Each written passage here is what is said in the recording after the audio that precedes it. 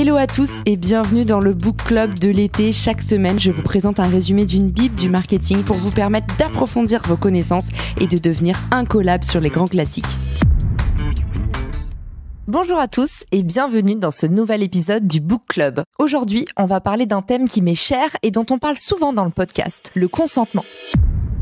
Le consentement, il est essentiel en marketing et il permet de déclencher encore plus de ventes tout en améliorant l'expérience client. La bible du consentement en marketing, c'est Permission Marketing de Seth Godin, un classique incontournable.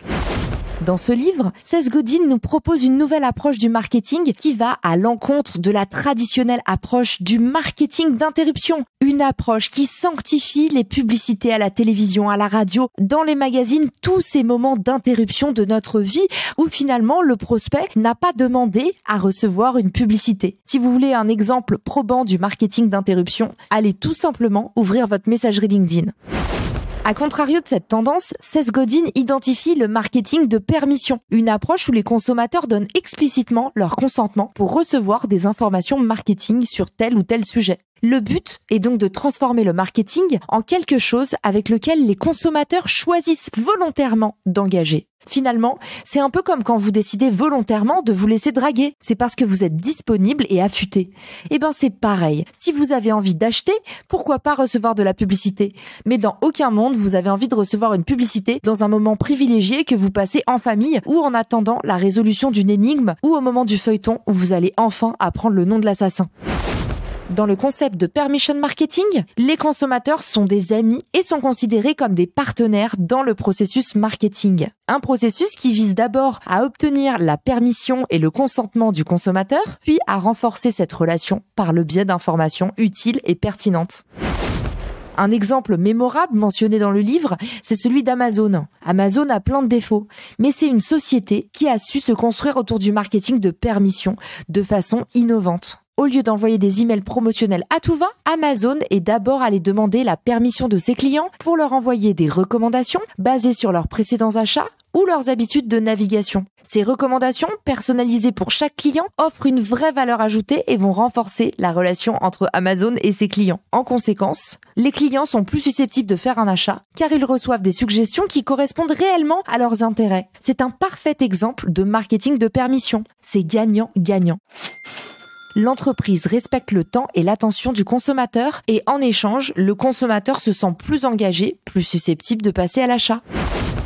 Vous le voyez ici, les liens sont évidents avec l'autre livre du Book Club dont je vous parlais précédemment, Influence et manipulation de Robert Cialdini. Ici, s'engage le biais de réciprocité. Tout simplement, quand une marque nous respecte, on a envie de la respecter en retour. C'est pareil pour les services clients.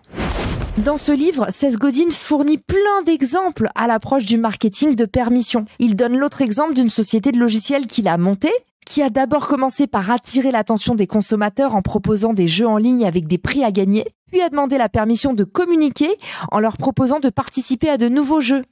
Au fil du temps, la société a ensuite pu augmenter le niveau de consentement et a finalement monétisé cette relation en vendant des produits et des services.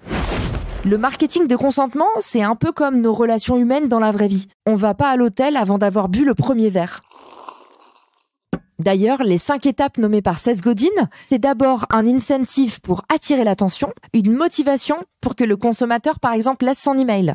Ensuite, c'est une proposition de consentement pour maintenir le dialogue. Souhaitez-vous vraiment rejoindre notre liste ? Troisième étape, on va offrir un renforcement pour maintenir l'intérêt du consommateur. Par exemple, si vous êtes inscrit sur cette liste, vous aimerez peut-être ceci. Puis, on augmente progressivement le niveau de consentement, en nourrissant avec des contenus intéressants par exemple. Cinquième étape, crac, on monétise avec la permission obtenue.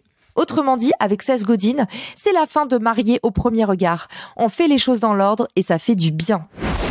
Pour ceux qui écoutent souvent le podcast, cette notion de marketing de permission n'est pas sans vous rappeler l'immense essor de l'inbound marketing qui privilégie les liens entrants, c'est-à-dire les personnes qui se renseignent par eux-mêmes sur vos produits et vos services, sur le démarchage sauvage et la prospection abusive.